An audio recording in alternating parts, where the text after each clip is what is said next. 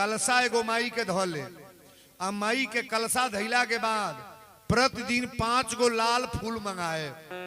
कौन फूल? अड़हुल का फूल इतने बार मिला था, कौनो गांव पर जाई मार फूल आइल बा।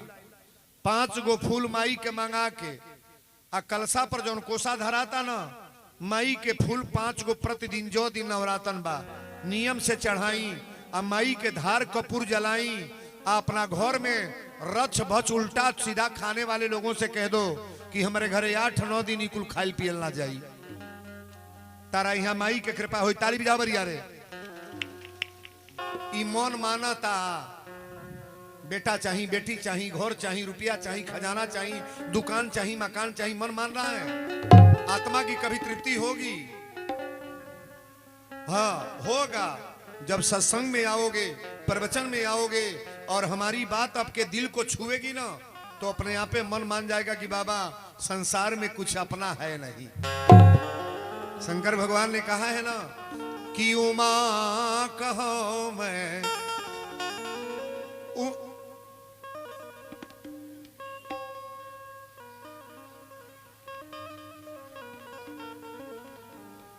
उमा कहो मैं अनुभव अपना, असत्य हरि भजन जगत सब सपना। ये संसार सपना है, अपना कोई है नहीं। जैया मरल जाई ना तैया न बेटा साथे जाई, न पतो ही जाई, न मेहरारू जाई, न मर्द जाई, न लइका जाई, न नाती जाई, न पोता जाई। पतोही से बड़ा प्रेम बानो तौला खपड़ा ले जाई दुआरी पर पटक के गोड़ला के चलिए। बेटा से बड़ा प्रेम बानो घाटे पर जाई आगी लगा के फूंक के चली आई। मर्दे से बड़ा प्रेम बानो तीर थामी 8 दिन पानी देई और ओकरा बाद सब भूला जाई, खाइल पियल शुरू। धरती पर केहू खातिर केहू मरल बा। बहुत लोग कहे अरे बाप रे बाप हमार बेटा मर गल कैसे जियो। 1000 लोग के बेटा मर गया जियो तक ना हो नहीं जी रहा है।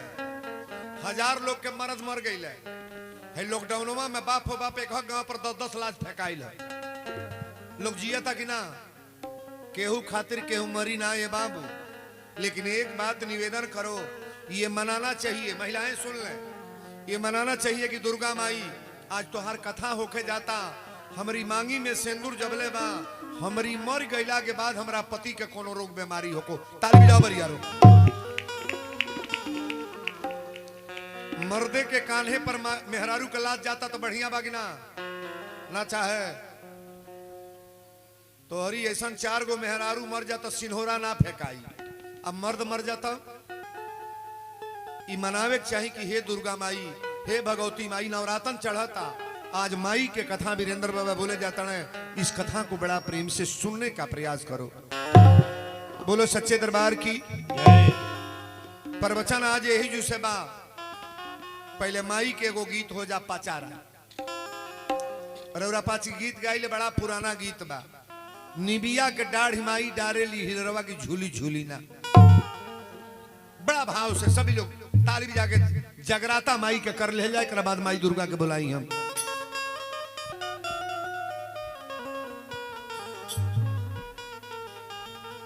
माई के नैहर या ससुरा नीबी के पेड़ हो। माई के कौन पौधा भावेला? नीम के पेड़। अब माई के फूल कौन अच्छा लागेला? कौन फूल? चमेली के। अरे तहार लीला अलगे बैठा था। हाय बुढ़िया उठांगे पटांग बोले ले। चमेली का फूल उज्जर होला, माई का ठीक लगी। कौन फूल? अड़हुल। माई के बसेरा नीबी के पेड़ पर हा, माई के फूल लगेला अच्छा अड़हुल। माई के गीत ए दुलाई।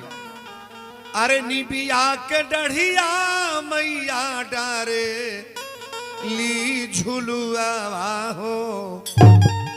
30 तारीख से माई के झुलुआ पड़ जाई, नवरातन चढ़े जाता। निबिया के डढ़िया मैया डारे ली झुलुआ हो कि अरे मैया झीरी झीरी बोए ले बेयारी माई। अरे मैया झीरी झीरी बोए ले बेयारी माई। अरे मैया झीरी झीरी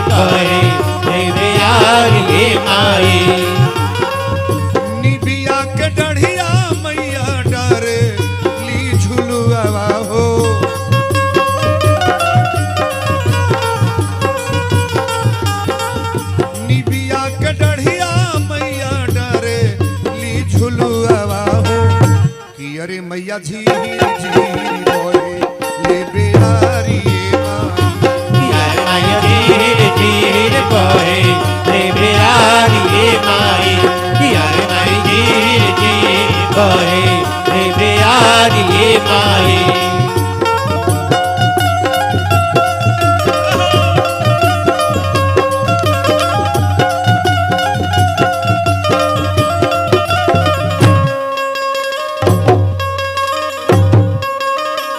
जय जय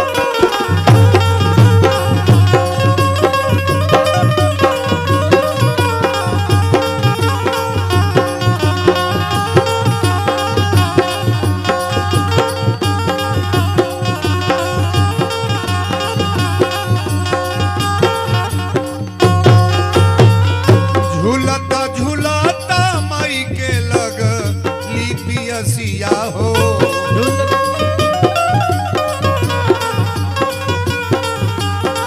बोलो दुर्गा महारानी की झूलता झूलता माई के लग लिपियसिया हो कि अरे मैया चली भैली माली के दुआर माई यार मैया चली भैली मालिन के दुआर माई यार मैया चली भैली मालिन के दुआर माई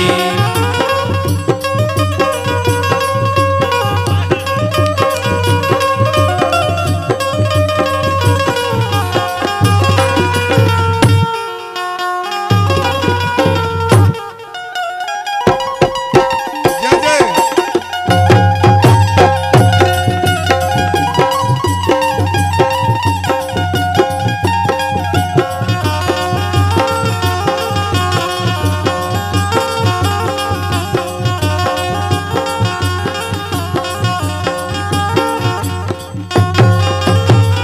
सूतल बाड़ू की जागल ए मलिनिया हो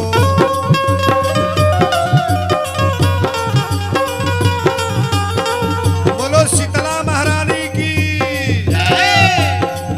सूतल बाड़ू की जागल ए मलिनिया हो कि अरे मालिनी एक मुना पानी या पियावे माई यार मालिने का बूंद पानी या पियाव माले यार मालिने का बूंद पानी या पियाव माले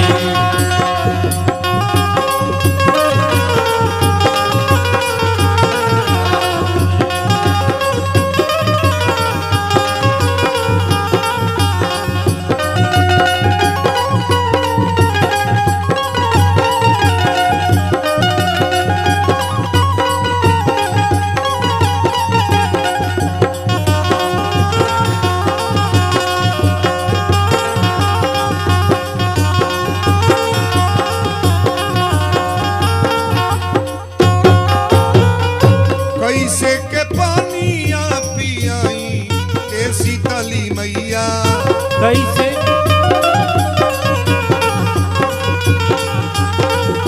ए बोल रहे तो बोल ले जाओ अरे कैसे के पानिया पियाई ए शीतली मैया कि अरे मैया मोरे गोदी बाल कनदान ए माई यार माया मोरे गोदी पाला कनदान माई यार माई मोरे गोदी पाला कनदान माई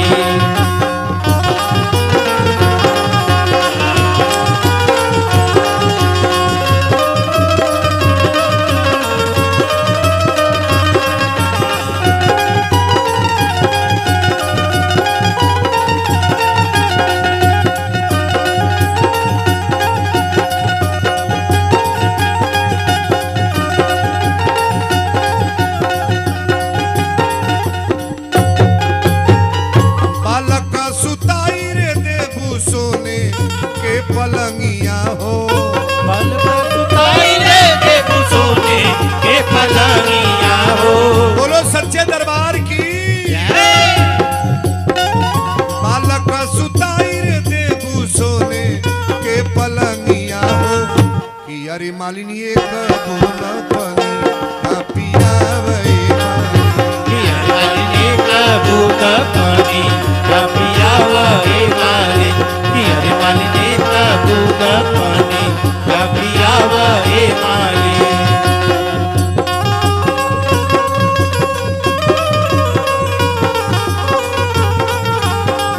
जय जय।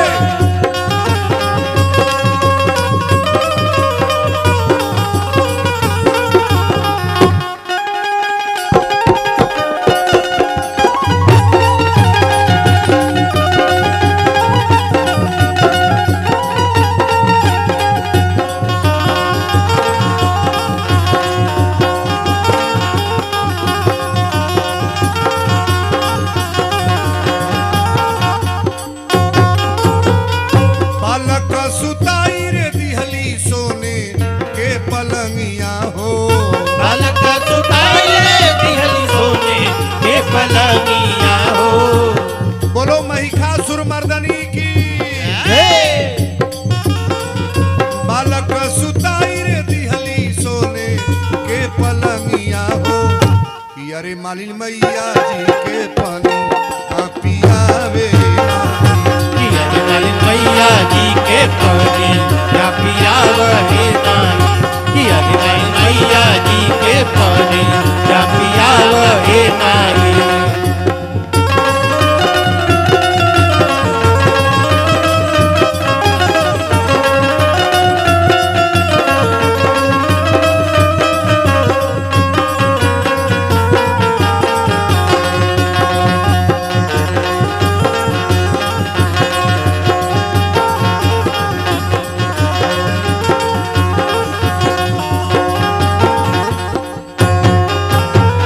जैसे जुड़वलू मालिन देखा आज हमरा के। जैसे जुड़वलू मालिन देखा आज हमारा के। बोल दी महिषासुर मर्दनी की। जैसे जुड़वलू मालिन देखा आज हमरा के। कि अरे मालिन वैसे तोरा पूता वो जुड़ाए रे मालिन। कि अरे मालिन वैसे तोरा पूता वो जुड़ाए हे मालिन कि अरे मालिन वैसे तोरा पूता वो जुड़ाए हे मालिन कि अरे मालिन वैसे तोरा पूता वो जुड़ाए हे मालिन कि अरे मालिन वैसे तोरा पूता वो जुड़ाए हे मालिन। आरे जैसे जुड़वलू मालिनी देखा आजू हमारा के। कि अरे मालिनी वैसे तोरा पूत ओ जुड़ाए रे मालिनी। मई के पूजा करे वाली बहनें बेटियां बाबू लोग थोड़ा गौर से सुनेंगे। कथा तो आप लोगों ने बहुत सुना है, लेकिन सबसे बढ़िया कथा आज होने के लिए जा रही है। ई प्रवचन जौन हम बतावे जाता नहीं, बहुत लोग कहेला कि जाति के ई चमार ह, जाति के हरिजन ह, छोट बिरादरी ह, लेकिन रहसु भगत छोटे जाति घर के बालक जरूर बाड़े, लेकिन रहसु की कथा आज भी वर्तमान में ऐतिहासिक कथा तो जरूर है, लेकिन कोने कोने में थावे माई के दरबार में के नाई गइल बा महाराज। गोपालगंज जिला में थावे में के गइल बा, तन हाथ उठाइए तो बाप बाप पूरा पंडल में गइल बा। बोलो शंकर भगवान की जय। आई अब कथा के तरफ। अपन जिला जौन बा ई गोरखपुर जिला है। आ गोरखपुर जिला के पूरब बा अपना कुशीनगर देवरिया। आ ये दोनों जिला के बाद पूरब में पड़ता गोपालगंज जिला। कौन जिला? गोपालगंज जिला। गोपालगंज जिला के रहे वाला राजा मनन सिंह रहली। राजा मनन सिंह के कुंडली पहले जान लो आप। राजा मनन सिंह के कईयों हजार 100 बीघा खेती रहल। बिहार में सबसे धनाट व्यक्ति रहले महाराज। राजा मनन के असूली होके पहले हई बाबा लोग बैठल बलो, चाचा बाबा लोग जे बढ़न रहल कौड़ी असुलात रहल, लगान लेत रहल लोग राजा लोग। तो राजा मनन की यहाँ असूली होत रहल। बड़ा स्टेट आदमी रहले, बहुत धनाट आदमी। राजा मनन के गोपालगंज जिला में तूती बोलत रहे। राजा मनन सिंह एक बेर अपना पुरोहित के बुलौले, पंडित जी के।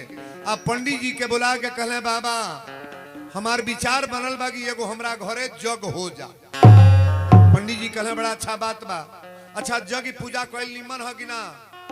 ना अच्छा है, जग पूजा करे के चाहिए महाराज, बढ़िया बात है। राजा मनन कहले कि पंडित जी हम ही चाहतानी कि हमरो घरे एगो जग हो जा, आ जग में पूरा लोग के, गोपालगंज जिला के लोग के बोला के भंडारा करी, पूजा पाठ होखे, हमरो यहाँ जगशाला बनो, आ सब व्यवस्था हमरे यहाँ टनाटन हो जा। पंडित जी कहले सरकारी बड़ा अच्छा बात बा। त राजा मनन कहले पहले जगी के झंडा रोपण होला, आ झंडा रोपण के बाद पहले गंगा माई के न्योता दियाला। कौनो पूजा पाठ होला तो पहले न्योता के देव चाहिए, देवी देवता के कि दूसरे की यहाँ। पहले हमने घरे बियाह तय हो तो बूढ़ा लोग से पूछ लो, जितना बाबा लोग बा, पहले लड़की के शादी होई आ चाहे लड़का के शादी होई, पहले देवी देवता के चिट्ठी लिख के हरदी पोत के चढ़ावल जाई। बुढ़िया माई का स्थाने चढ़ी, शंकर जी के स्थाने पिपराई चढ़ी, देवी देवता के स्थान पर पहले न्योता धराई। अब न्योता कहीं देवी देवता के ना जाता, जहिया बियाह तय होता पता कर कि कौने के पोखरा में बड़का बड़का बा। सट्टा पहले केकर होता, ध्यान से सुनी हो।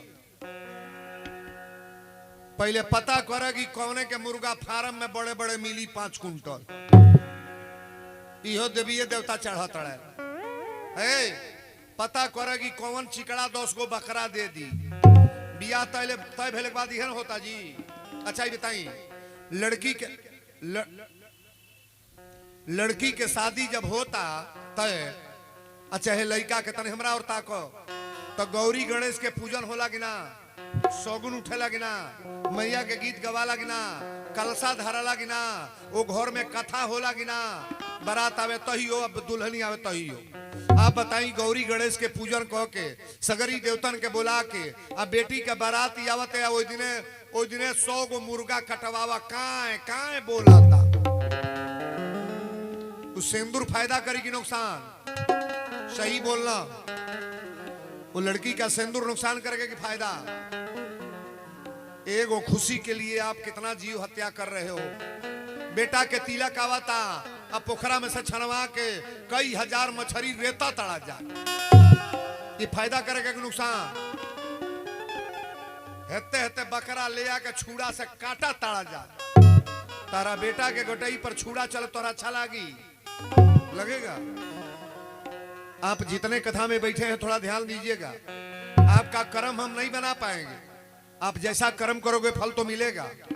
लेकिन एक बात सुन लो, मैं दावा से कहूंगा, लड़की के और लड़के के शादी में जिनके वहां जीव हत्या हो रहा है, ये भर भाखा चलेगा नहीं, अजमा लेना। लोग कहले बाबा बिना समय गवना भइल, हमार बिटिया विधवा हो गए। अब डोली में दुल्हा जाते बा, तिलके के दिन बकरा कटाइल बा, और रहिए में गोल गाड़ी लड़ गई, रहिए में दुल्हा मर गए। ऐसा होता कि ना? ना होता। बढ़िया काम करने का प्रयास करो आप, जितना ही गलत करोगे उतना ही गलत होगा। बाबू गौर से सुनना। राजा मनन की यहाँ पंडित जी कहले कि का करी? कहले पहले ले आके गड़ी के गोला, पान के पत्ता, अक्षत, पियर धोती, अब वीरेंद्र बाबा पहरले बड़े ऐसा पियर कुर्ता रहुआ के सिया देता नहीं, पियर धोती पहरली, और ले आके गंगा माई के न्योता दे आई। पंडित जी सारा सामान तैयार कैले, और राजा मनन के जगी के न्योता पहले गंगा माई के जाता। आप सुन लो, जहिया बियाह तय होके कार्ड छपाला न, तो कार्ड पहले देवी देवता के स्थान पर धरवा दी। नहीं समझ में आई? देवी देवता के कार्ड देहले के बाद जौन मन करे तौन करी, लेकिन हऊ करवा तो कतई न करो लोगन, हम निवेदन करो, खतरा बा। रहसू भगत के जीवनी जान लो। गोपालगंज जिला में रहसू के जन्म भइल, आ जन्म भइल तो त्रिशूल लेके माई दुर्गा के जौन चमत्कार होला, इनका पैर पर रेखा रहल। रहसू के जन्म भइल, ओकरा बाद तन होशियार भइले, कमरू कमेछा रहसू चल गइले, आ जाके माई के पुजारी जी के महंत जी के लग रही के, आ माई के बहुत बड़ा भक्त रहसू बन गइले। रहसू जब अइले थावे में, तो रहसू एगो जूता चप्पल के दुकान के लिए। अच्छा बताइए, धंधा चाहे जो भी हो, धंधा कोई बुरा है? धंधा बुरा है? ये बकरी काटने वाले से कह दिया जाए दूसरा धंधा करके तुम अपना जीवन चलाओ, चल सकता है कि नहीं? नहीं चल जाएगा, नहीं चलेगा। मुर्गा काटने वाले से बैठ जा, बैठा जल्दी बैठ जा, कमरा बा तोरे पीछे। मुर्गा काटने वाले से कह दो इस धंधा को बंद करके दूसरा धंधा करो। अब एक बात और आपसे बोल रहे हैं, जितना भी मुर्गा फार्म, मछली फार्म, जितना लोग फार्म बनाए, ये फार्म धीरे धीरे बंद होता जा रहा है कि चल रहा है? सही बोलना। जब 2 गो 3 गो खतरा घर में भई, कबो बेटा मर गल, कबो नाती मर गल, कल मेहरारू मर गई, हड़ाक दे मुर्गा मुर्गी के फार्म बंद कर दिया। अपने नजर से मैं देख रहा हूं, जितना मुर्गा फार्म बनते गया सब बंद होते गया महाराज। उसमें कारण है, समझदार आदमी जब ज्ञान हो जाएगा ना तो कतई ऐसा घिनौना काम नहीं करेगा। पृथ्वी पर बहुत सारे काम हैं, बढ़िया से बढ़िया काम करो। अरे किसी का जीव हत्या करके अपने अपने जीव का स्वाद आप बुझा रहे हो, समझ रहे हो, ये अच्छी बात थोड़ो ना है। बोलो सच्चे दरबार की जय। रहसू राजा मनन के दुकानी जमीनी में जूता चप्पल के दुकान कैले रहले, लेकिन माई के बहुत बड़ा परमो भक्त रहसू रहले। पंडित जी नेवता लेके चलल बना, यही जिसे कथा शुरू बा कि नेवता लेके बाबा राजा के, राजा मनन के नेवता लेके पंडित जी चलल बड़े कि नेवता लेके बाबा राजा के। अरे डगरिया धैले जी नेवता लेके बाबा राजा के, डगरिया धैले जी नेवता लेके बाबा राजा के, डगरिया धैले जी नेवता लेके बाबा राजा के। अरे हथवा में पनावा, हथवा में पनावा, सुपरिया लिहले जी नेवता लेके बाबा राजा के, डगरिया धैले जी नेवता लेके बाबा राजा के, डगरिया धैले जी नेवता लेके बाबा राजा। बोल दी राजा रामचंद्र की, दुर्गा महारानी की। पंडित जी गड़ी के गोला पान के पत्ता और छत लेके जब न्योता चलल तो रहसू जूता सियत रहले। रहसू जब बाबा के पियर धोती या कपड़ा देखले तो कहले बाबा गोड़ लगा तनी। पंडित जी बोलले ना, फिर रहसू कहले बाबा प्रणाम ना बोलले। रहसू कहले ए पंडित जी गोड़ लागा तानी। बाबा मुड़ के तकले कहले पगलाइल बड़ा ढेर। अच्छा बताइए, रहसू बाउर बात बोलता ना कि अच्छा कहता है? कोनो बिरादर होकर वीरेंद्र बाबा के गोड़ लागे तो आशीर्वाद देव कि ना? बाबा को तो कह देना चाहिए रहसू जियत रहो निमन रहो। लेकिन 4 बेर जब बोलल है, 4 बेर जब रहसू कहले बाबा गोड़ लगा तानी, पंडित जी ना बोलले तो रहसू खड़ा होकर कहले ए बाबा गोड़ लगा तानी। पंडित जी कहले पगलाइल बड़ा ढेर, तेर तोर माथा खराब बा। रहसू कहले बाबा रुरा कबो टाइट बोलत ना रही हम, आज काहे ए तारे बोलत तानी? पंडित जी कहले बताऊ हमार कपड़ा लता देख के तोरा बुझे के ना चाहिए? रहसू कहले सरकार आप ब्राह्मण हई, अब बढ़िया कपड़ा पहरले बनी अच्छी बात बा, लेकिन आप नाराज काहे हो तनी? राजा मनन के न्योता लेले बड़ा पंडित जी, देखी यही काम गड़बड़ है। नवरातन तो बहुत मेहरारू भूखेली, तो जौन कहूँ गरीब बा न, गरीब जौन बा 50 रुपया 10 रुपया 20 रुपया बाबा के दिन बियाने से गोरले बाबा बाबा आई हमनिया करा दी, 9 दिन भूखल आई हमनिया करा दी, फोने पर बोलतिया। लेकिन पंडित जी जल्दी ओकरे घर ना आई। जरा घरे 1000 मिले बाबूजू ओज ना जी है हो ना जी है। अगर कोई ब्राह्मण होंगे तो क्षमा करेंगे आप। हम निवेदन करेंगे किसी गरीब के वहां अगर पूजा कराना है, हमके तो कोई हरजन बुलाता है कथा में तो महाराज जाते हैं, यादव बुलाते हैं जाते हैं, पासवान बुलाते हैं जाते हैं, शर्मा बुलाते हैं जाते हैं, अगर पंडित जी बुलाते हैं तभी जाते हैं। मेरे नजर पर पर्दा 2 खल के थोड़ा ना होगा महाराज। यहाँ सब हमारे भक्त हैं कि नहीं? अगर हमारे भक्त नहीं रहते तो इतनी ज्यादा भीड़ है। ये लोग आए हैं तो वीरेंद्र बाबा के नाम पर आए कि नहीं आए? सबके घरे काम बा। अबे लीला में एकरा आधा लोग रहल आ कथा जेव बैठल यहाँ पूरा पंडाल फूल है कि नहीं है? बोलो सच्चे दरबार की। पंडित जी खड़ा हो गई रसू कले बाबा रुरा काहे ना रुकली हो? पंडित जी कले देख होश में बतिया, राजा मनन की यहाँ जग होता, आई जगी के न्योता लेके जाता नहीं, यही में रास्ता में टोक दिहले चमारे के जा। रसू कले बाबा ऐसा न बोली, चमारहू के घरे इज्जत बा, चमारहू के घरे इज्जत बा। बाबा आप ब्राह्मण है, रौरा के तो प्रणाम केहू करी, रौर इतने करे बाकी आशीर्वाद यदि बच्चा जीवित रह, निमने रह, तोर बेटा बेटी निमने रहे, आशीर्वाद की जरूरत है। अच्छा बताइए, आशीर्वाद महंगा है कि प्रणाम? आशीर्वाद महंगा है। दंडवत तक केहू कली बैठा लो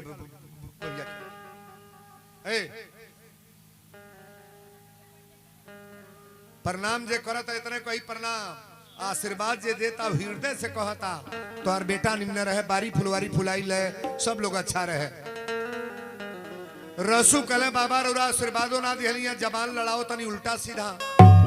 पंडित जी कले सुन ले, होश में बतिया, राजा मनन की यहाँ जग होता, न्योता लेके जाता नहीं, अच्छा मारे के जाते रास्ता में टोक दे, बताओ राजा पूछे तो कौन जवाब दे? रसू भगत भर भर रोवे लगले, कहले बाबा चमार जरूर है लेकिन श्रद्धा हमरो तने बा। अच्छा है मैं कोनो चमारे के मेहरारू आइल होखे तो हे मंदिर में जाई कि ना? ना जाई। चमारे के मेहरारू पैसा दे तो वीरेंद्र बाबा ली है कि ना? ना ली है।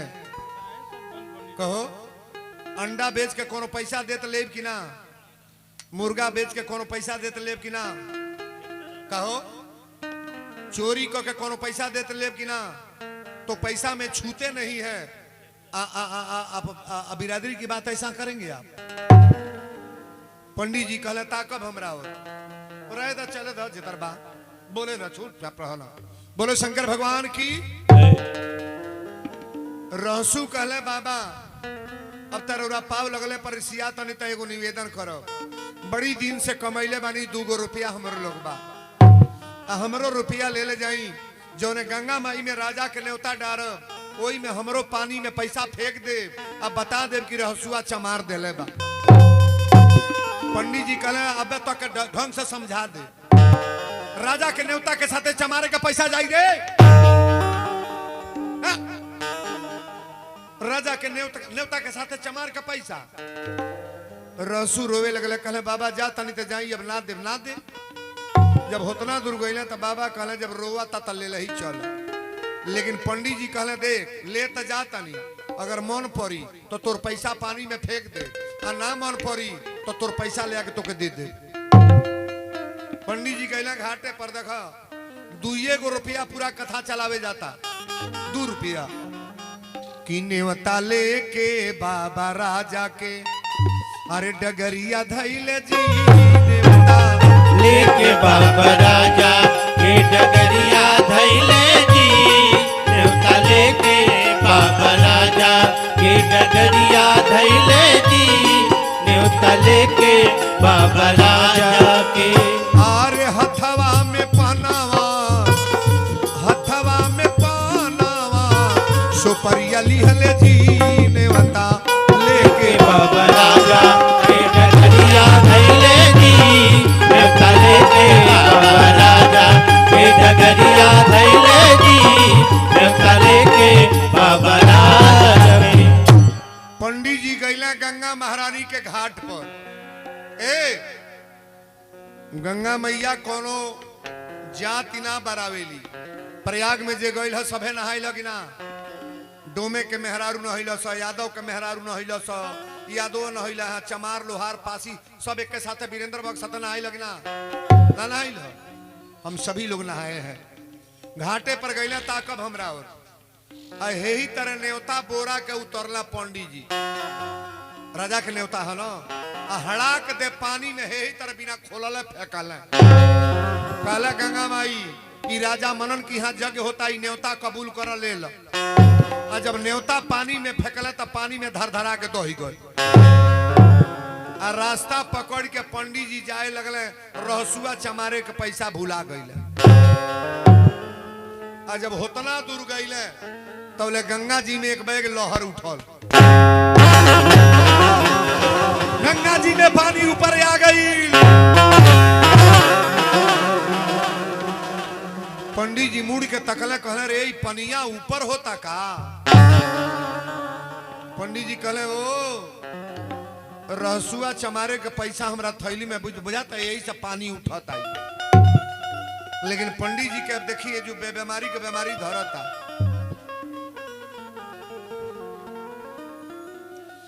आर्य जब धैले पंडित जी डगरिया, आ गंगा जी में उठली लहरिया कि अरे बाबूजी है, अरे बाबूजी है, अरे मन मान पंडित जी विचार लेना। अरे बाबूजी अरे भाई जी, मन मान पंडित जी विचार लेना। अरे बाबूजी अरे भाई जी, मन मान पंडित जी विचार लेना। हो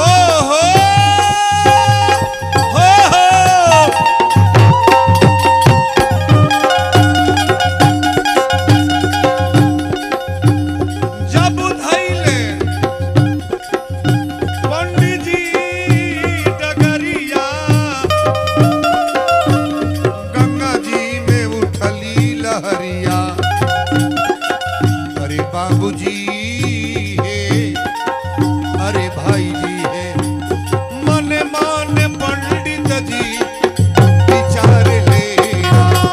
अरे बाबूजी अरे भाई जी, मन मान पंडित जी विचार लेना। अरे बाबूजी अरे भाई जी, मन मान पंडित जी विचार लेना। राजा मनन के न्योता पानी में दह गल, तनी हमरा और ताको। और रहसू के 2 रुपया लेके जब पंडित जी आगे बढ़ली तो गंगा जी में बाढ़ आ गल, पानी पानी ऊपर हो गए। पंडित जी कहले ओ रहसुआ के पैसवा थैलिया में बा, यही से बुझाता ही गंगा जी में पानी बढ़ल। फिर पंडित जी अइले, आ पाकिट में हाथ डरले, आ 2 रुपया रहसू चमार देले रहले। आ ज्यों पानी में फेंकले, कहले ए गंगा मैया, हऊ अगला न्योता राजा मनन के रहल जौन पानी में दही गई। आई दूसरा न्योता रहसू चमार देले बड़े, रहसू भगत देले बड़े। आई रहसू भगत के न्योता कबूल करा, पानी में फेंका तनी। आ ज्यों पानी में फेंकले, गंगा मैया में से 2 हाथ निकलल, आ हाथे पर पैसा रोका गल। ताल भी जाएगा भैया।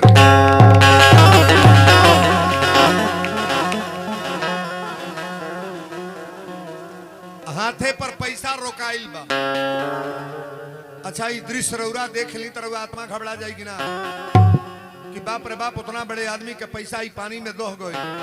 आई चमारे के पैसा हाथे पर के रोक ली है। लेकिन रहसू माई दुर्गा के बहुत बरियार भक्त हो। अब कथा के विधिवत सुनिए। पानी में जब हाथे पर पैसा रुकल बा तब पंडित जी 5 मिनट तकले, और तकला के बाद बाबा तुरंत बेहोश होके गिर गए। जैसने अगर आयल गईले वैसने बुताइयो गई। अब 5 मिनट के बाद जब खड़ा भइले, कहला देखी कि हथवा बा, तो देखा ना वही पानी में हाथ लौकता। पानी में हाथ लौकता यही तरह हाथे पर पैसा रुकल बा। पंडित जी वही घाटे पर रोक के छाती पीट के कहे लगे, अरे बेहोश भइले बाबा जी, अरे बेहोश भइले बाबा हो, बेहोश भइले। आ नाही रहल देहिया में जोश हो, ई होश में बेहोश भइले बाबा। नाही रहल देहिया में जोश, ई होश में बेहोश भइले बाबा जी। नाही रहल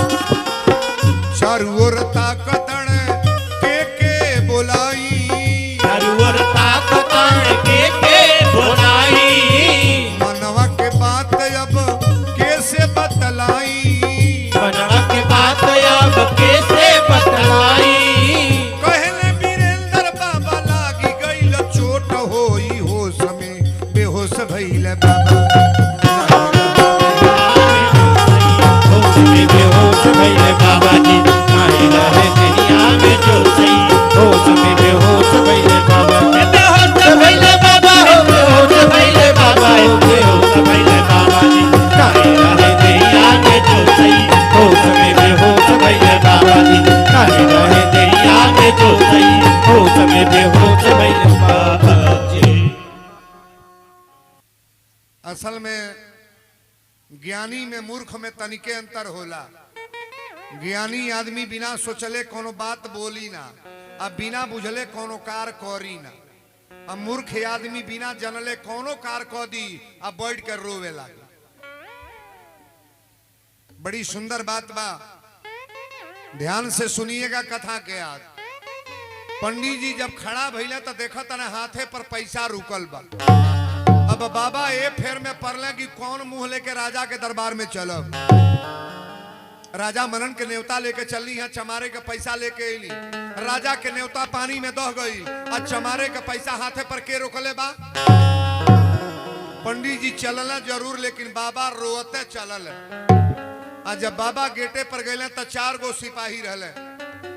सिपाही कहले कि बाबा रोवत काहे बानी।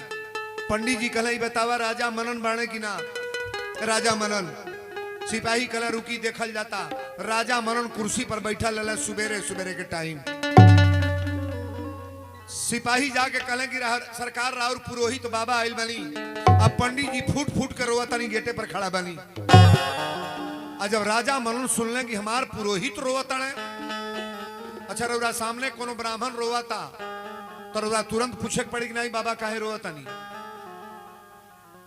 विप्रधेनु सुरसंत हित लीन मनुज अवतार। भगवान का अवतार पहले ब्राह्मण के लिए होता है, पहले विप्र लिखा गया है। पहले ब्राह्मण के लिए परमात्मा का अवतार होता है। विप्रधेनु सुरसंत हित लीन मनुज अवतार, परमात्मा का अवतार पहले ब्राह्मणों के लिए। लेकिन ब्राह्मण का 6 कर्म, दान लेना, दान देना, यज्ञ करना, यज्ञ कराना, वेद पढ़ना और वेद पढ़ाना, ये ब्राह्मण का 6 कर्म है। बैठ जाओ भाई के, बैठ जाओ कहीं। 6 कर्म ब्राह्मण का है। पंडित जी रोते गए बड़े गेटे पर खड़ा बड़े। राजा मनन तुरंत आके बहिया पकड़ के पहले गोर छू के प्रणाम कैले। कहले बाबा रोरा रोवत कहे बनी। पंडित जी कहले राजा ये बताई पहले हम कह रहा मारब ना न। राजा कहले राजा वही के कहल जाला जेकरे राज में कबो ब्राह्मण या चाहे प्रजा दुखी न होखो। बोली राउरा कष्ट का बा। पंडित जी कहले सरकार राउर न्योता लेके जब गईली है ना तो रउरा जमीनी में रहसू कैले बने दुकान। कहले हाँ जमीन दिले बानी कैले बने। तो रास्ता में बुलावे लगल। पहले कहल से बाबा ए बाबा पाव लागा तनी गोड़ लागा तनी। ना बोलली हाँ, ना बोलली है तो खड़ा होके कस के बोलल हो। लपक के एली है कहली है का है काहे बरबरा तड़े बेमतलब काहे बोलता रे। तब कहल से बाबा पाव लागा तनी, आशीर्वाद दिली हो। राजा मनन कहले एकरे बात का भइल। रसू मनन कहे पंडित जी कहले कि पहले पूछल सर रुआ कहाँ जातनी।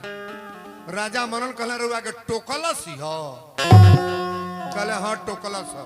कहले एकरे बाद कहली राजा मनन के न्योता लेके जातनी तो रसुआ कलस है हम 2 रुपया देतनी ले ले जाई गंगा माई में छोड़ दे। राजा मनन कहले का भइल हो। तब पंडित जी कहले राउर न्योता पानी में फेंकली हो तो दह गई हो। लौट के आवे लगली हो तो ले गंगा जी में पानी बाढ़ आ गई हो। और लौट के जाके जब ओकर पैसा पानी में फेंकली हो तो दोनों हाथ उठा के गंगा मैया हाथ पर रोक ले लिया।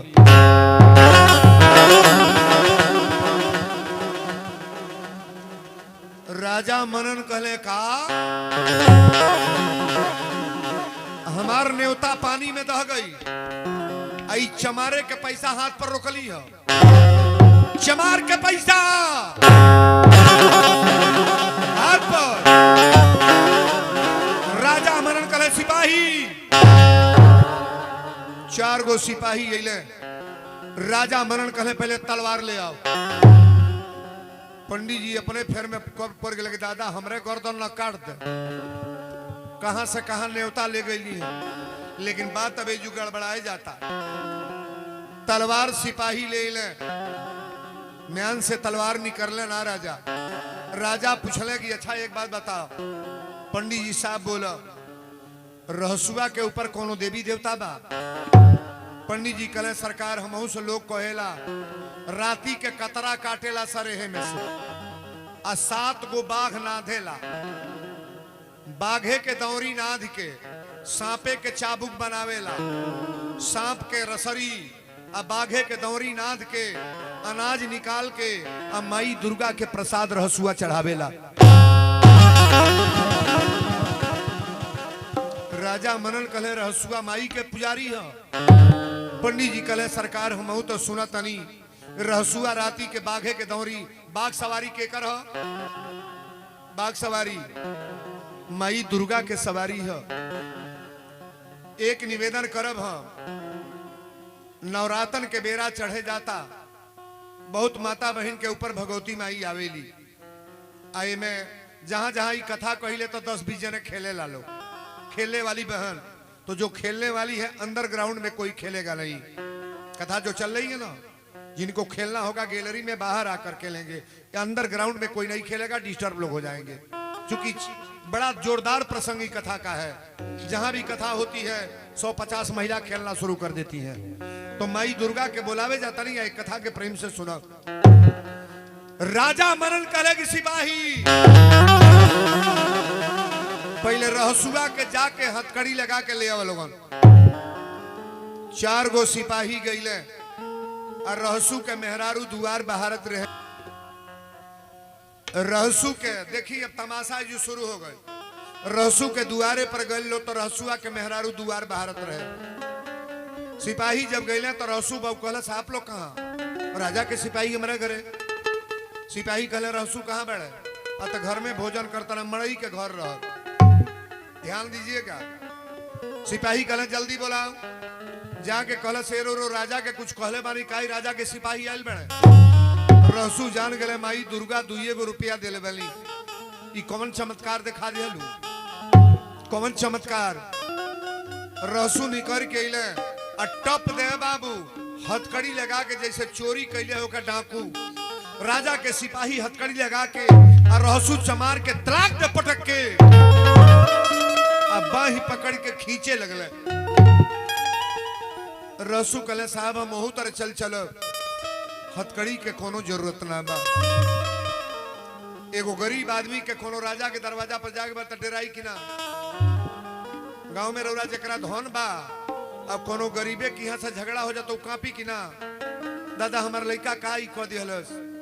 लेकिन बड़ा कथा को प्रेम से सुनिएगा। रहसु कांपे लगले यार डेरा के कहले आर गईले डेराई रहसु आरे गईले हो डेराई आ काहे खाती राजा जी बोलौले बानी। काहे खाती राजा जी बोलौले बानी। काहे खाती राजा जी बोलौले बानी।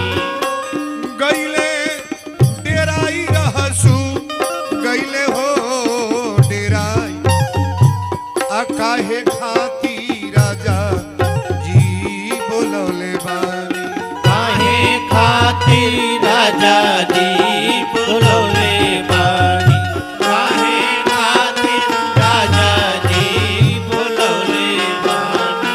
कोनो कैली नाही गलती कोनो कैली नाही गलती आ काहे खाती राजा जी बोलौले बानी। काहे खाती राजा जी बोलौले बानी। गईले डेराई रहसु गईले हो डेरा काहे खाती राजा जी बोलौले बानी। काहे खाती राजा जी बोलौले बानी। काहे खाती राजा जी बोलौले बानी। गरीब आदमी के हथकड़ी लगा के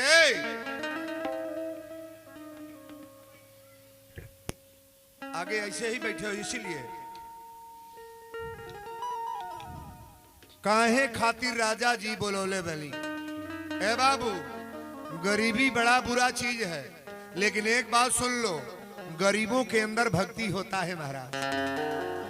कोई गरीब परिवार है ना उसके वहां अगरबत्ती कपूर और माई का पूजा हनुमान जी का पूजा भले माटी के देवाल बा मड़ई के घर बा लेकिन उनकर घर हरदम लिपाइल रही।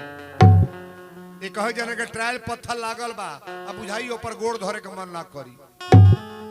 वीरेंद्र बाबा बहुत जगह गए हैं, कितने जगह गए बानी एसी में रखले बालो। बंबई दिल्ली पंजाब के बात करतनी फर्स्ट क्लास बिल्डिंग में रखले वालों को एसी में, लेकिन ई बुझाला कि हमका काटा ताको बेजू से चल जाई। आ कई जगह जाके मड़ई में रही ले, हमरा बुझाला जैसे विदा न करे कुल यही जू रही हम। ताली बजाओ बढ़िया रे। भाव गरीबों के वहां मिलता है कि राजा के घर।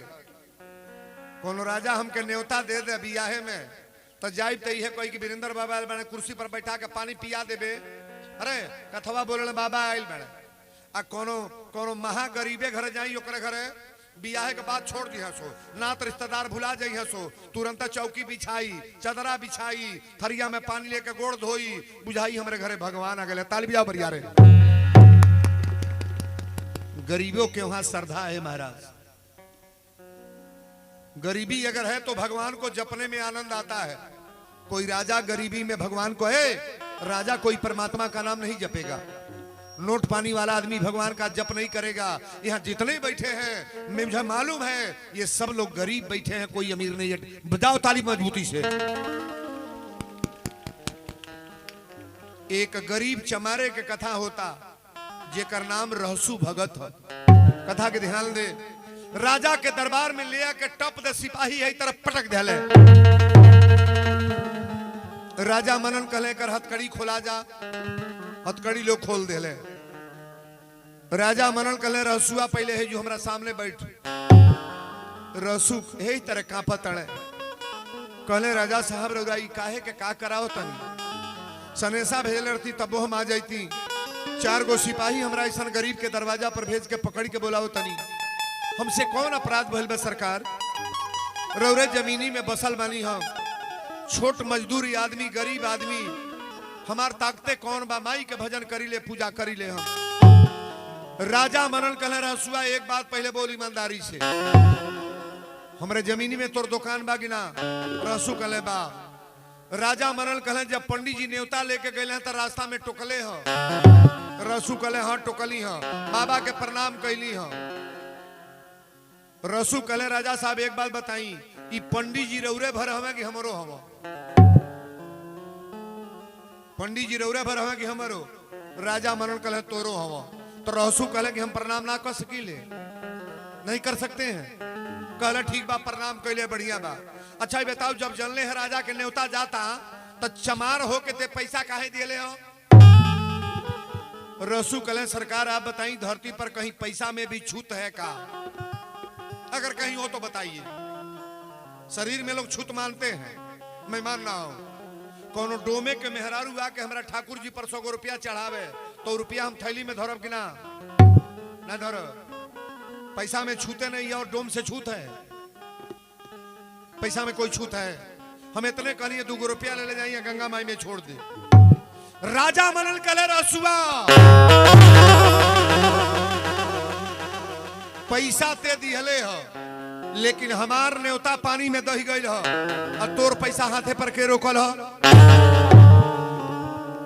रहसु कहले राजा मनन अब रउरा से हमरा बतावे परी, हम माई के पुजारी हई, माई के भक्त। हो सकेला माई रोकले होके हाथ पर। राजा मनन कहले अच्छा एक बात और बताओ, राती के सरहे में कतरा काटे ले? कहले हाँ काटी ले। कहले 7 गो बाघे के दौरी ना धे ले? कहले हाँ सरकार ना धी ले।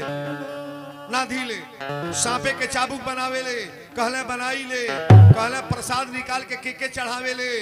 तो रहसु कहले महाराज ये पृथ्वी पर सबसे बड़ा भक्त माई के हई, हम माई दुर्गा के ही प्रसाद चढ़ाई ले।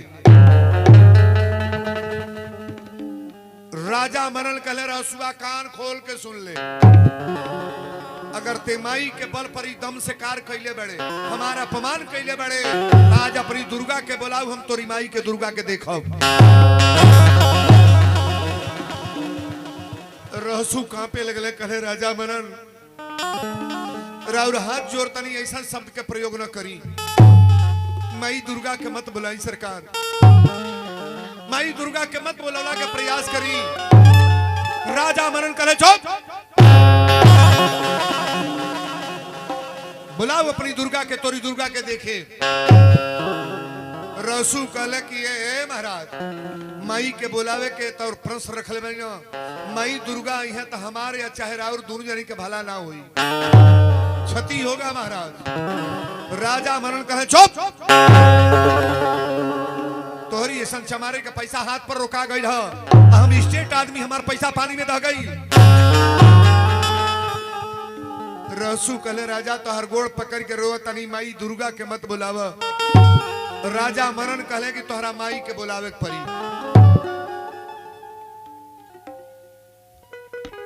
रहसू 9 गो खप्पर मंगवले आ कपूरी अगरबत्ती जला के आ पियरी माटी से जमीन लीप के आई है रहसू आसन लगा के माई दुर्गा के बुलावल शुरू कैले।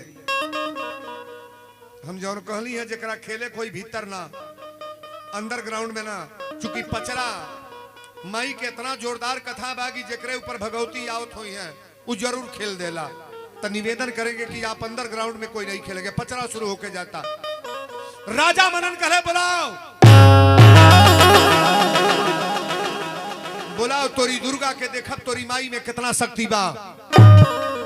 रहसू जब आसन लगा के बैठल कहे माई दुर्गा तहार पुजारी या तहार हम पूजा में लीन कमरू कमेछा से बानी। दुर्गा माई पहले कौने जगह पर रहली? कमरू कमेछा, जहां से कथा शुरू हो रही है। और रहसू जब आसन लगा के थावे में बैठल है, माई के पुजारी रहसू हवा। थावे जो लोग गए हैं देखे होंगे कि रहसू के कपार फाड़ के माई के कंगन दिखाई देता। कथा तो बड़ा वजन के बाद कथा प्रेम से सुनला के प्रयास करो। माई पर अंधविश्वास न करो। जहां भी माता का दरबार है, भगवती का दरबार है, हनुमान जी का दरबार है, देवी देवताओं का कभी मजाक करने का प्रयास न करें। आप आसन लगा के बैठल है, अब पचरा शुरू बा कि रहसू बैठले अरे आसन मारी रहसू बैठले। रहसू कहले माई दुर्गा तू आवे कमरू कमेछा से तू चला। किया सनमार किया हो दुर्गा किया रे मैया किया हो देवी आई के बचावला हमारे लिए आई के बचावला आई के बचावला अभी तू समनवा तने न कटारी अभी तू समनवा तने न कटारी अभी तू समनवा तने न कटारी किया रे देवी किया रे दुर्गा किया हो मैया आई के बचावला हमारे लिए आई के बचावला आई के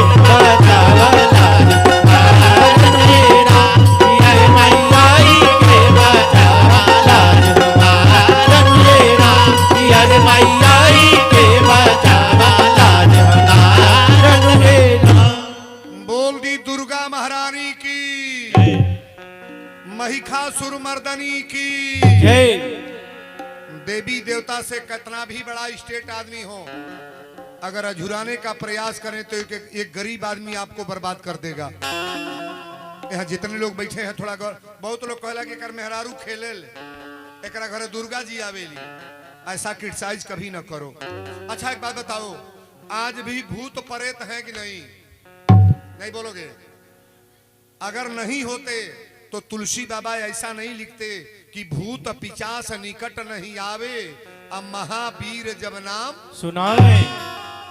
आज भी भूत प्रेत हैं। किसी का लड़का नौजवान जवानी में मर गया है घर में, किसी का भाई मर गया है ऐसे जगह पर, किसी के खानदान का कोई ऐसा मरा है, आज भी मरे हुए लोग पितृ बन करके इस तरह से घूमते हैं और अपने ही परिवार पर आक्रमण करते हैं। महाराज ऐसा कतई न कहना कि आई दादा करे घरे भूत बा। अब माई दुर्गा के बोलावा तनी तनी कथा पर ध्यान दे। माई दुर्गा कली की रहसू एक बात सुन ले, तोर बात काटब ना हम आवतनी, अब बाघे पर चढ़े जातनी, अब कमरू कमेछा से चलतनी, हम कमरू कमेछा से चल दल में राजा मनन के समझा दे। रहसू गोड़वा पकड़ के कहे राजा मनन अबो से बात मान ली, माई दुर्गा के बोलाई ना सरकार, अगर माई आ जाई है तब पतन हो जाई। राजा मनन कहे चुप, बोलाऊ अपनी दुर्गा के, तोरी दुर्गा के देखो। रसू है बाबू यही पचरा में फिर बैठल है। कहले माई तो के आज बोलाइए के छोड़ो, चाहे हमार बर्बाद हो के चाहे हम आबाद हो की, लेकिन तोहरा थावे में आवे के बा। माई कहली कमरू से चलल बनी, आ कमरू कमेछा से माई जब चलल बड़ी ताकिएगा हमारे तरफ। कमरू कमेछा से जब माई आई है तो कलकत्ता शहर में आई है। काली का नाम आप सभी लोग जानते हैं। कलकत्ता शहर में कौन माता है? काली माई का नाम। आप सभी लोग जो कलकत्ता गए हैं ध्यान से सुनना। कमरू कमेछा से चलल बा माई के डोली है बाबू। बाघे पर सवार करके माई दुर्गा तलवार लेके चलल बड़ी।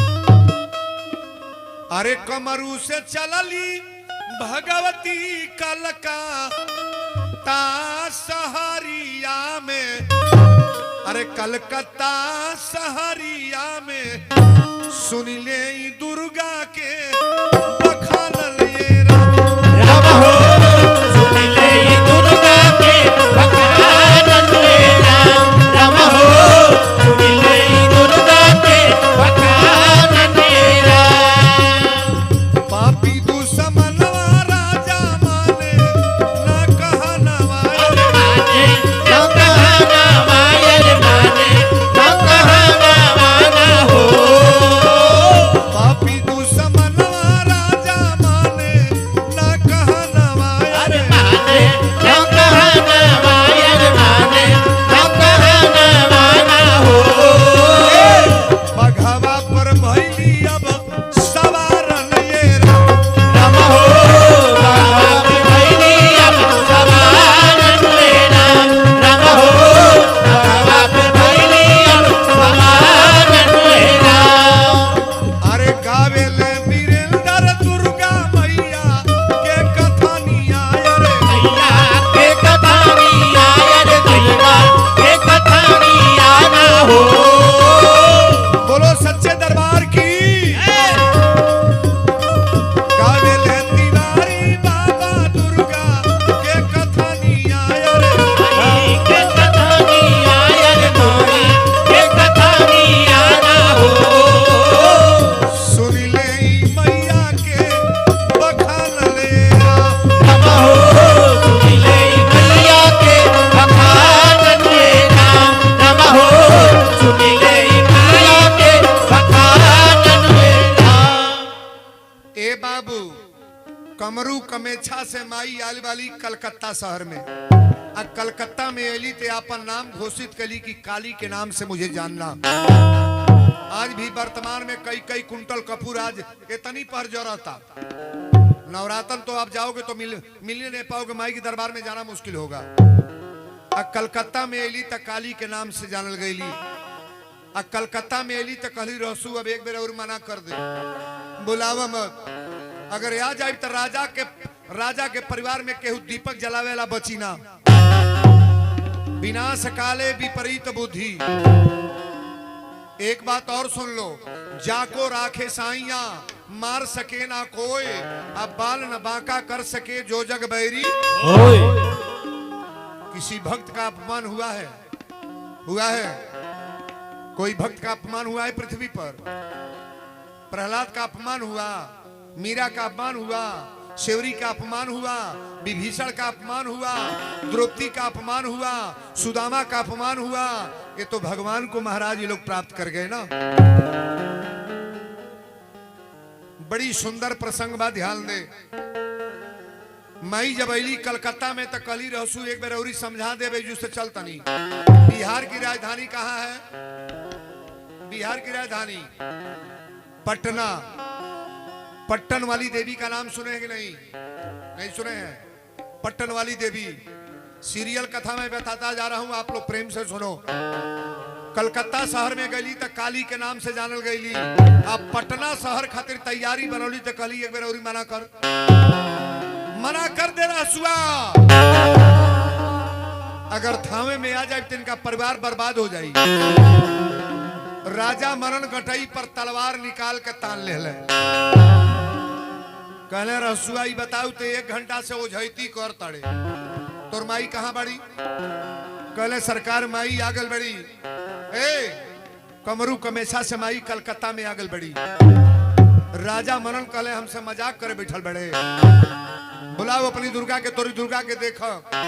फिर गोड़वा पकड़ के रहसू कले राजा मनन बुलाई मत, मई दुर्गा के मत बुलाई सरकार। राजा मनन कले चुप, बुला माई के। ए बाबू रहसू फेर आसन लगौले, लेकिन लय आ गल फेर बाबू। आरी किया है रामो, अरे कलकत्ता से चलली भगवती, अरे पटना सहरिया, पटना सहरिया भगवती, पटना सहरिया हो, पटना सहरिया भगवती, पटना सहरिया हो। कलकत्ता से चलली भगवती, पटना सहरिया हो, पटना सहरिया भगवती, पटना सहरिया हो, पटना सहरिया भगवती, पटना सहरिया हो। सुन ले माई के बखान लेरा,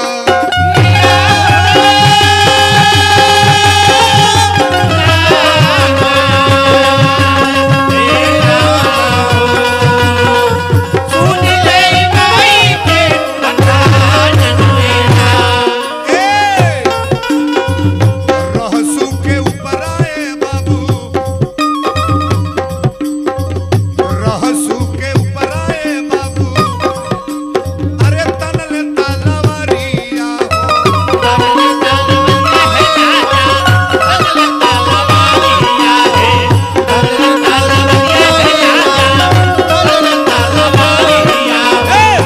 रहसू के गर्दन पर बाबू तनले तलवारिया हो, तगले तलवरिया है राजा, तगले तलवरिया हो, तगले तलवरिया है राजा, तगले तलवरिया हो। दुर्गा जी कैली अब पुकार रेरा,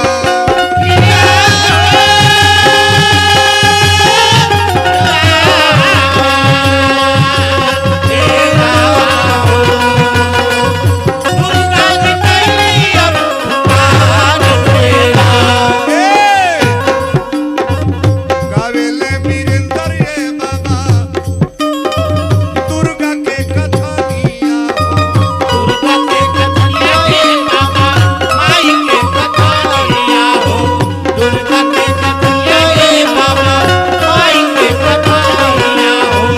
गावेले तिवारी बाबा, अरे रहसू के कथानिया हो,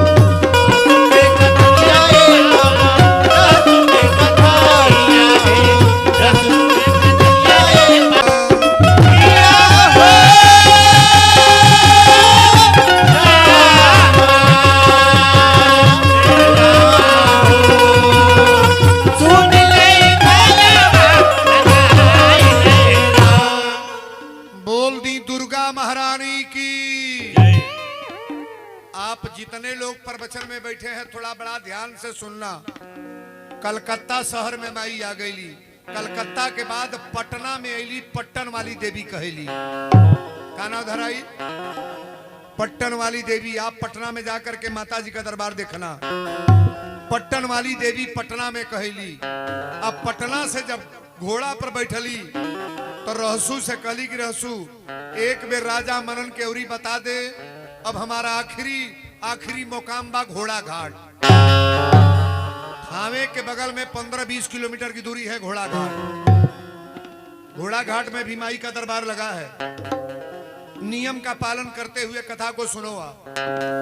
अब माई आई जब अली घोड़ा घाट तक कहली रहसू एक बेर औरी आखिरी बेर मना कर, अब हम थावे पोखरा पर होते बानी।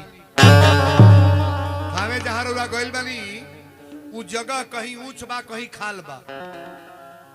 उ राजा के किला जब गिरल बा न तो कहीं ज्यादा माटी, कहीं दीवार लंबा, कहीं गढ़हा, ये तरह से पूरी मकान गिरी है महाराजू।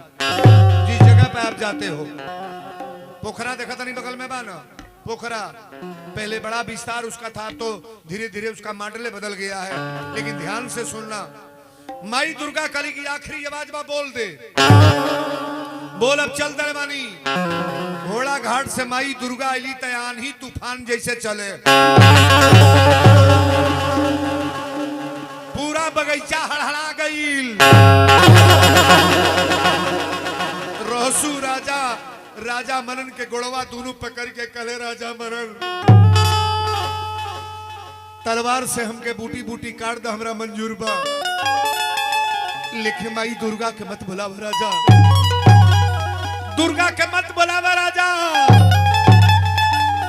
अरे दुर्गा के बोलौले में हमार तो नुकसान जौन बा बटले बा, तारा घर में केहू दीपक जलावे वाला बची ना राजा। राजा मनन कले चुप। जब आवाज दिहले ते बाबू दुर्गा मैया के आसन आ गए ठावे में। पहले घोड़ा के घोड़सार मरे लगले, सारा घोड़सार गिरता। हाथीसार में हाथी मरे लगली, हथसार गिर गई, सारा लोग बाग मरे लगले। 4 गो सिपाही दौड़ के गए, कहे राजा मनन रहसू से माफी मांग ली। राजा मनन कहे चुप, कि चमारे से माफी मांगो, जितना बात कैले बा सब गलत बा। नौकर कहे सरकार घर में केहू बचल ना बा, सब मर गई। टप दे दुर्गा मैया पोखरा पर कली रसुआ राजा के दिखा दे बाघ हमार घुमाता। रसू कले राजा मनन माई के सवारी देखा घुमाता। दुर्गा जी तलवार लेके बैठल बड़ी बाघ पर देख लो। राजा मनन कले चुप। जेव माई अली त कहीं कुछ कैली ना है बाबू, जितना लोग के मारे के रहल मार देली। टप दे रहसू के कपार फाट गल, माई के हाथ निकल गई।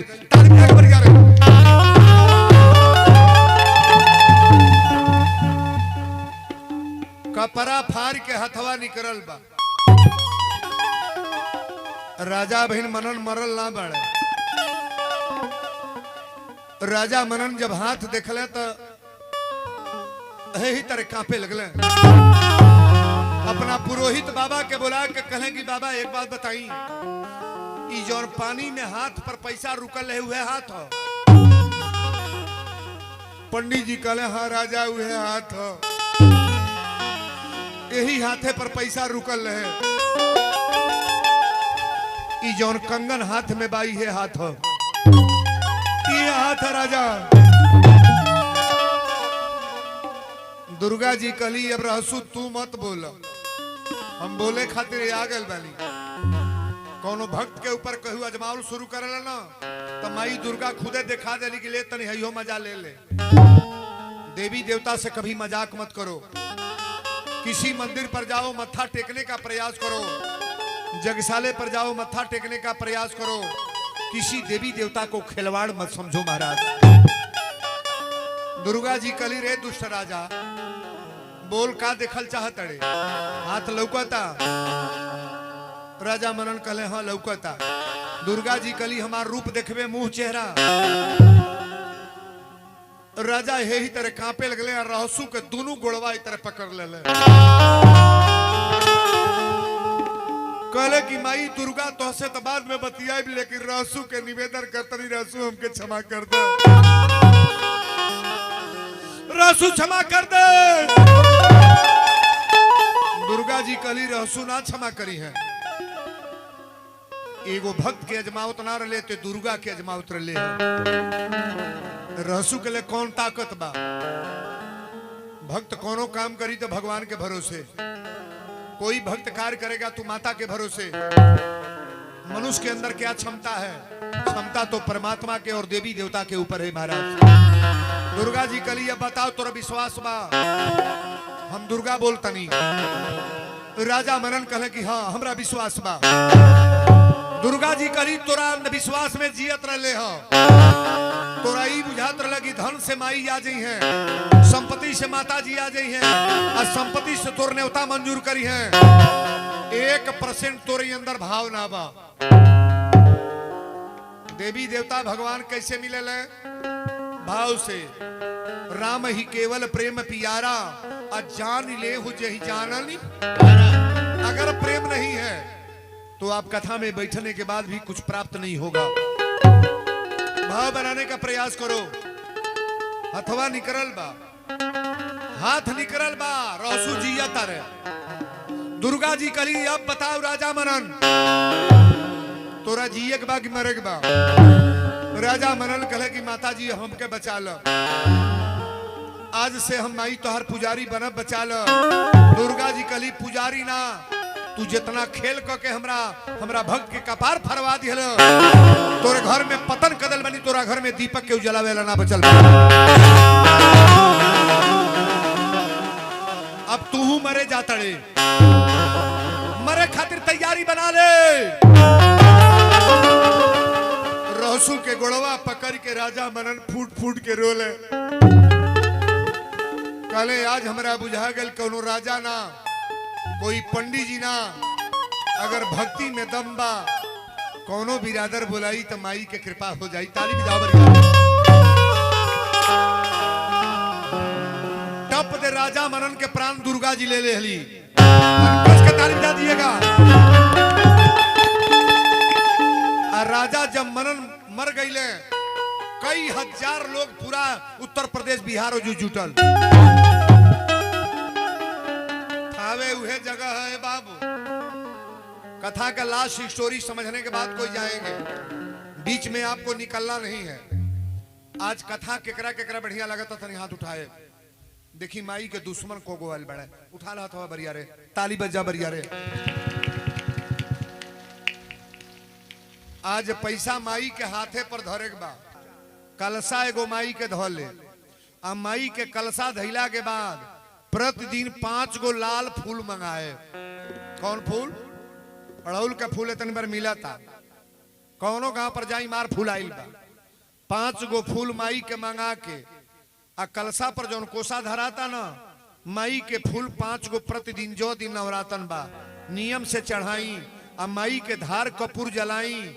अपना घर में रच भच उल्टा सीधा खाने वाले लोगों से कह दो कि हमारे घरे 8-9 दिन कुल खाइल पियल ना जाई, तारा यहाँ माई के कृपा हो। ताली बजा बरिया रे। भाव से भूखल जा, भाव में ही माई है, अगर भाव नहीं है तो सब बेकार है। राजा मनन के पतन हो गई। राजा मनन की यहाँ केहू बचल ना, राजा मनन मर गईले और रहसू के कपार फाड़ के आ माई के कंगन दिखाई दिला। ताली भी ज्यादा बरिया रे। माई दुर्गा कली की रहसू तोरे देही पर हमारे अंश से आगल बा हमार पहचान। माई दुर्गा जेकरे देह पर शरीर पर आवेली ना, वो माई के परमो भक्त हो, बनावटी नहीं। हाथ जौन लौकल माई कली धरती जबले रही, आसमान जबले रही, रहसू भगत तोर नाम को वो मेटी ना। ताली बजाओ बरिया रे। तुम्हारा नाम कभी नहीं मिटेगा, तुम्हारा नाम कभी मिटेगा नहीं। आज से थावे भगवती के दुआरे पर जे कपूर जलाई, जे मनौती मान ली। बहुत लोग माने लगे हमारा बेटा ना भइल बा, नियम से जाके मान ला तारा घरे औलाद हुई है। माई के आशीर्वाद बा। भगवती माई के द्वार पर इतनी पर अबे नवरात्र में बाप हो हमारी कथा वहां हो चुकी है।